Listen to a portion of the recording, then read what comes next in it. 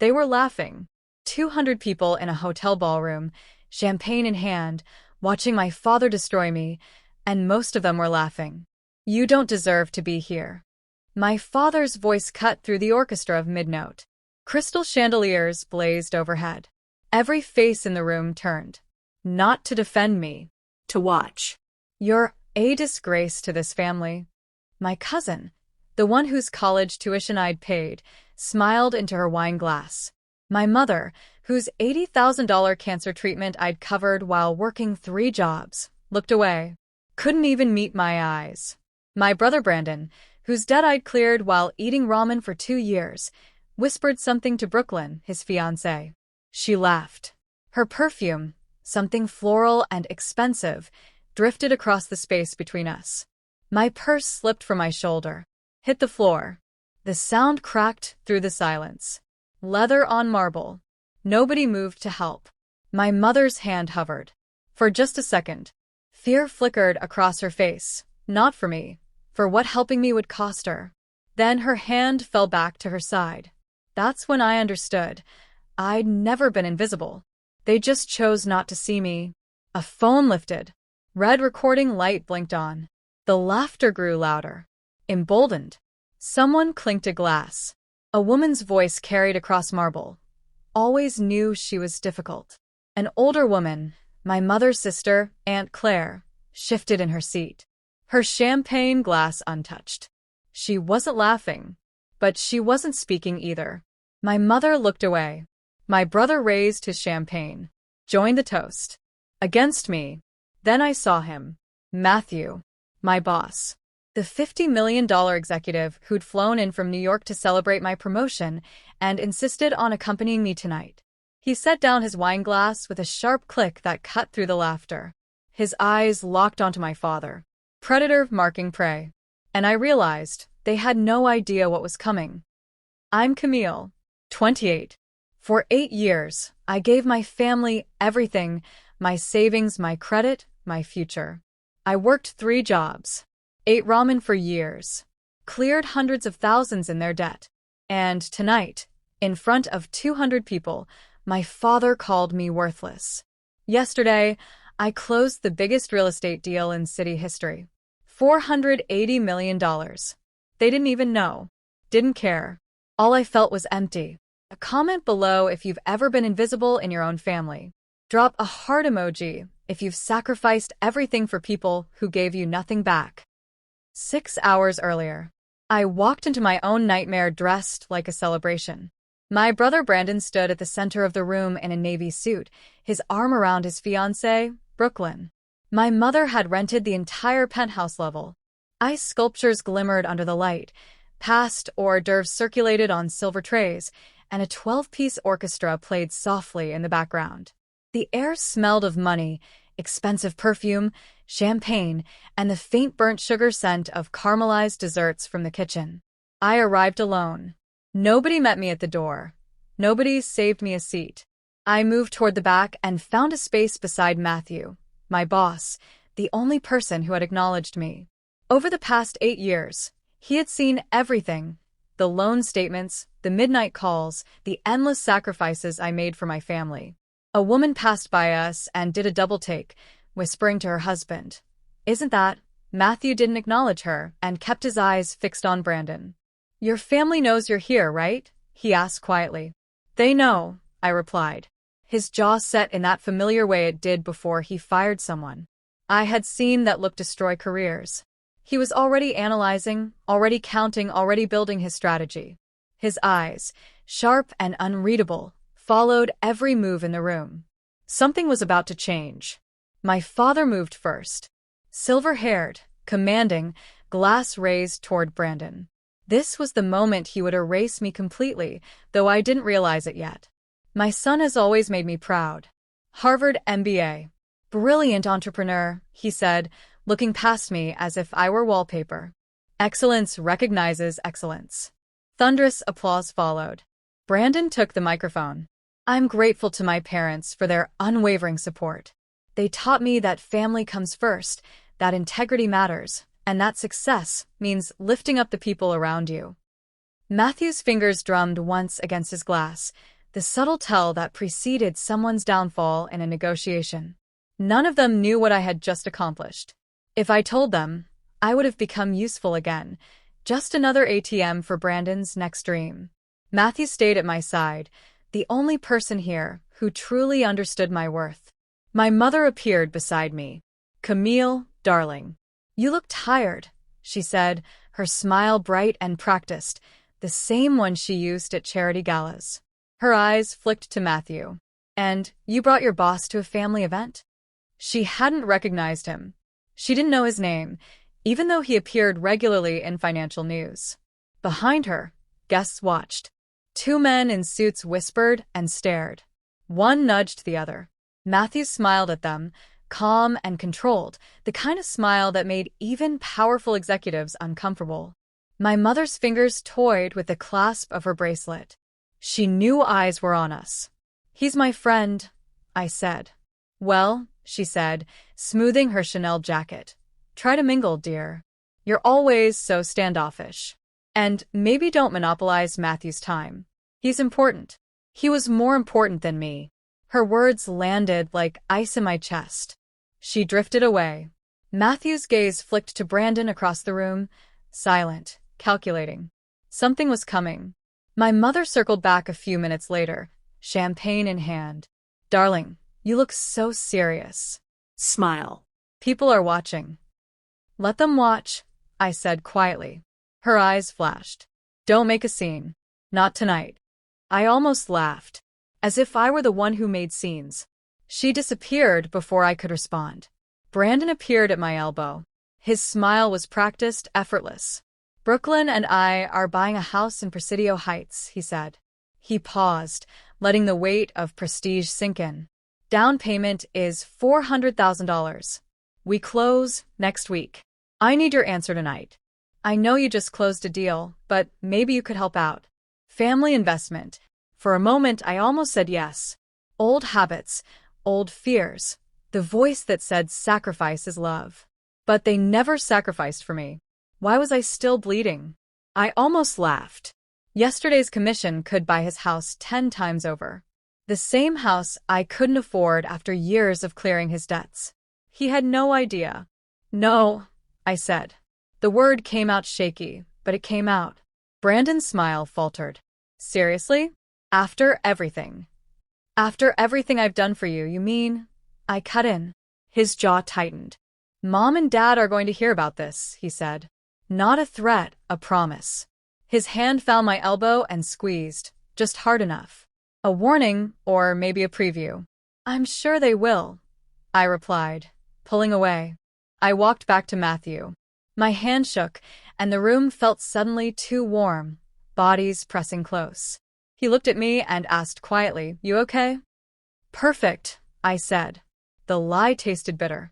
Laughter echoed across the room, and then it happened.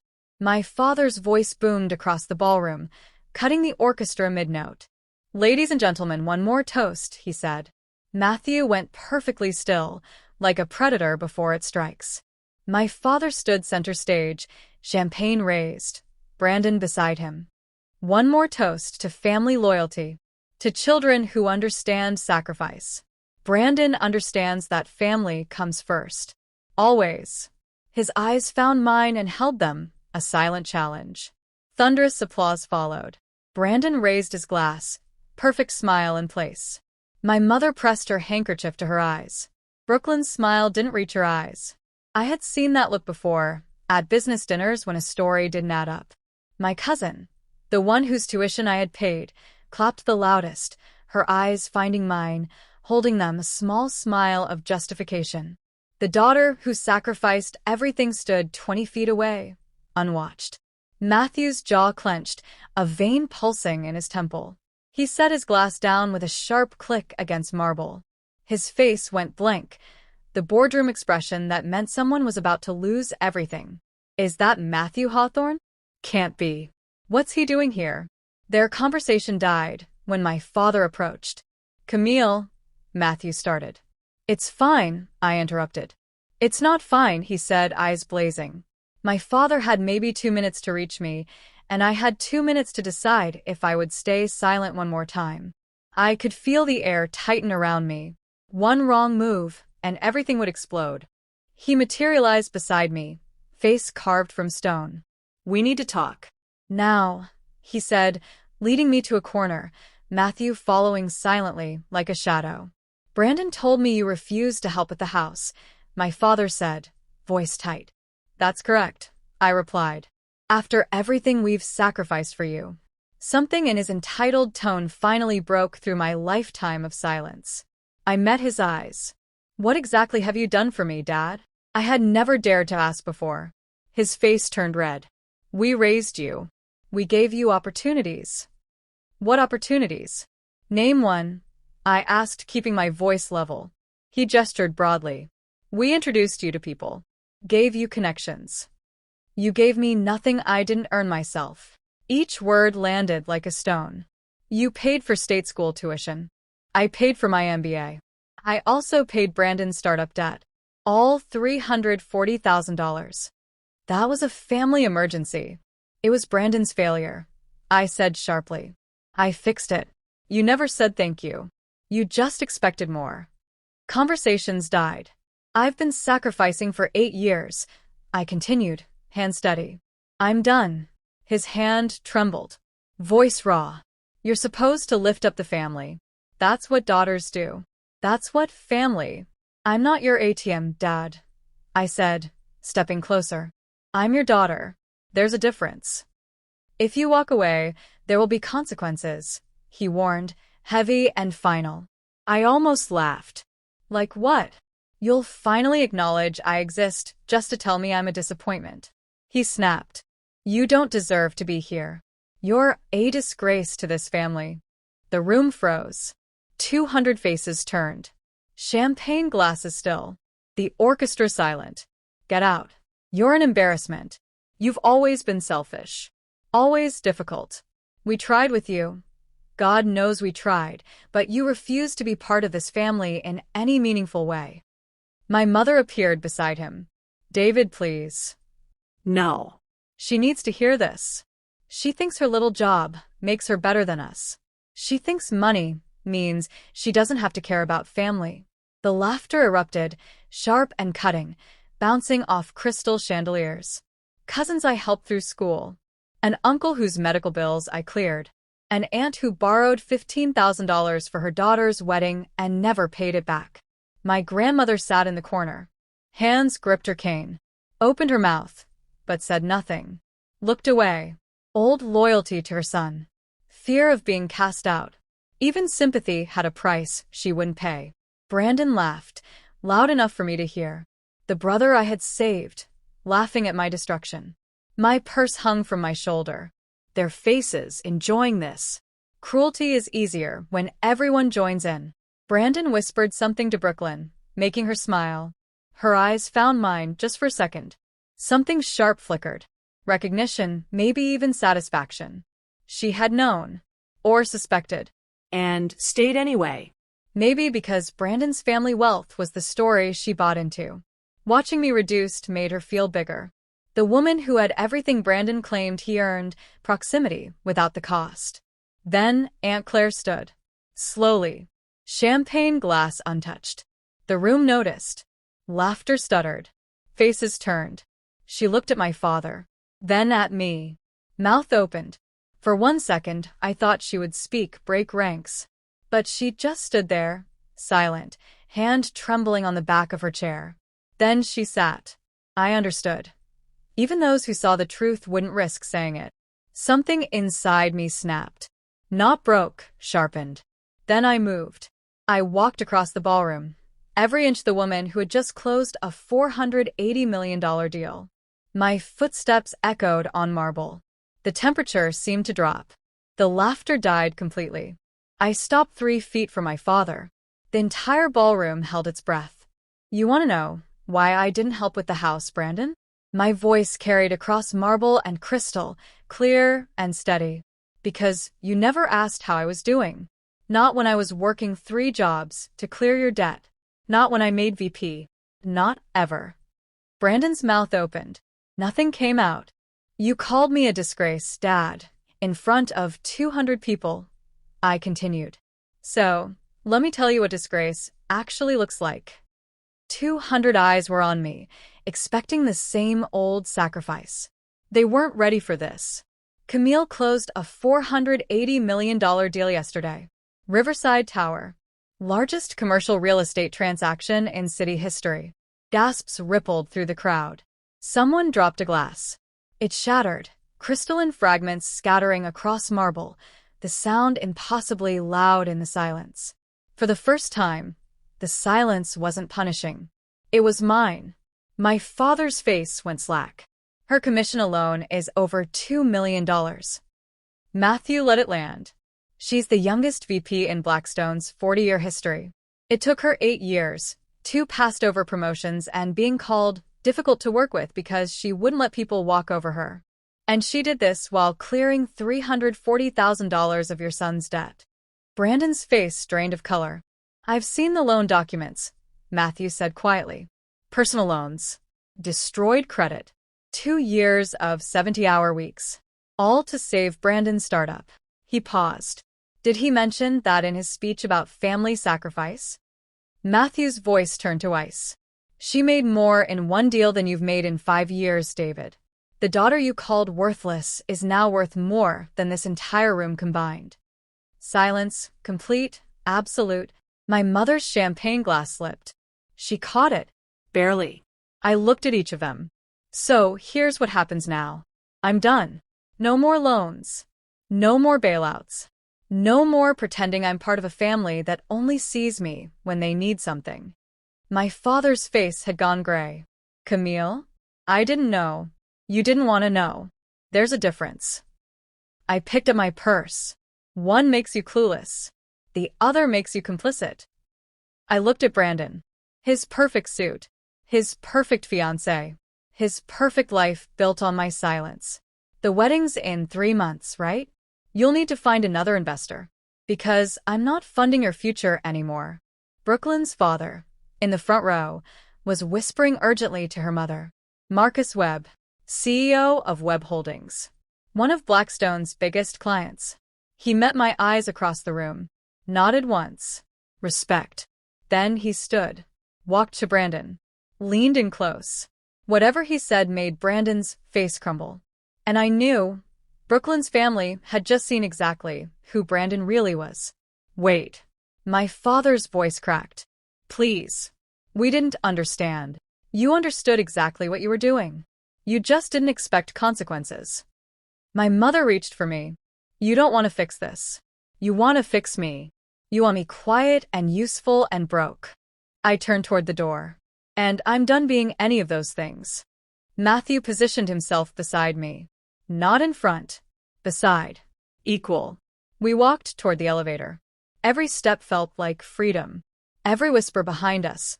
Proof I'd finally been heard. Behind us, the whispers started. I heard them, different now. Not mocking. Stunned. She paid for all of it. Some voices were shocked. Some delighted at the spectacle. But for the first time in 8 years, they were talking about me like I mattered. Someone shouted, Camille, wait. I didn't turn. At the elevator, Brandon called out. His voice cracked with desperation. You're really going to tear this family apart over money? I stopped, turned. My voice was steady. Clear. I didn't destroy this family, Brandon. I funded it.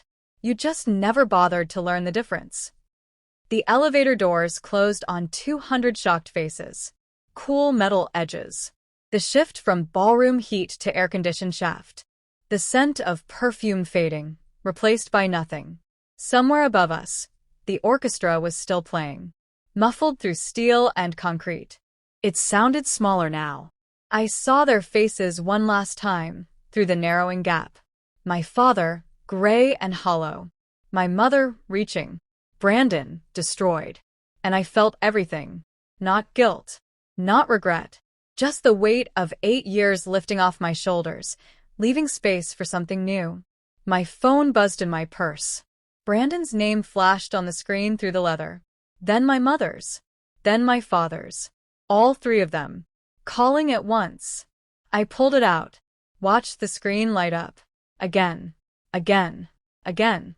The buzzing felt frantic. Desperate. I turned it off. The notification stopped. The demand stopped. For the first time in 8 years, the noise stopped. And in the silence, I finally heard myself. Matthew exhaled. You okay? His voice was gentle now. Concerned. No. I watched the numbers descend. But I will be. For 8 years, I believed love meant sacrifice. That if I gave enough, they'd finally see me. But they'd see me the whole time. They just hadn't cared. Board meetings tomorrow, Matthew said as we reached the lobby. His tone had shifted, professional again, but warm. Partners want to meet you. After tonight, you're going to be running the Western expansion. Good. I stepped into the night air. Let myself breathe for the first time in hours. The city lights blurred past the car window. Cool air on my face. Freedom in my lungs. The leather seat cold against my back. Through the window, I could hear the muffled sounds of the city. Traffic, distant music, life continuing. Inside the ballroom, everything had stopped. Out here, everything kept moving. 3 months later. Matthew was right. I'm running the Western expansion now. Brandon's wedding was canceled. Brooklyn's father pulled his investment. Last I heard, Brandon moved back in with my parents. The first thing I did with my commission? Paid off every loan.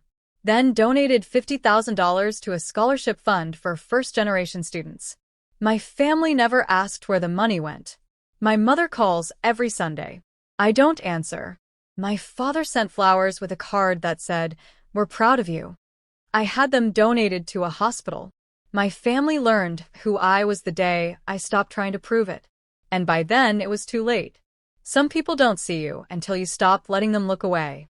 For 8 years, I was invisible when I gave them everything. Now, I'm unforgettable because I gave them nothing. I chose me, finally. And they'll spend the rest of their lives wishing I hadn't. Some people only recognize your value when it's no longer available. Did they ever really love you? Or just what you provided?